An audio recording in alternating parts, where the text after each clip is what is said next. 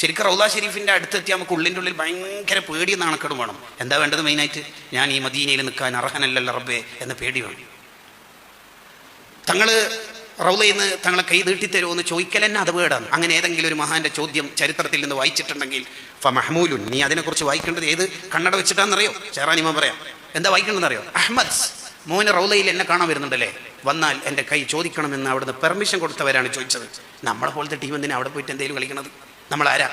രണ്ട് പാട്ട് എഴുതുമ്പോഴേക്ക് പാടുമ്പോഴേക്ക് നമ്മൾ ആരെങ്കിലും ആവൂ? നമുക്ക് മദീനയിൽ നിൽക്കാൻ അർഹത ഉണ്ടോ? മദീന നാടിൻ്റെ പവർ എത്ര? ഞാൻ മദീനയിലാണ് ഉള്ളത്, നിനക്കെതിരെ ഞാൻ ദ്വാരക്കും. ഇന്നാലില്ലാഹി വ ഇന്നാ ഇലൈഹി റാജിഊൻ. നിങ്ങൾ ആലോചിച്ച്, തങ്ങൾ കാര്യമായിട്ട് മദീനയിൽ ജീവിക്കുന്ന കാലത്ത് പറഞ്ഞിരുന്നത് ആർക്കും എതിരെ ദ്വാരക്കരുത് എന്നാണ്.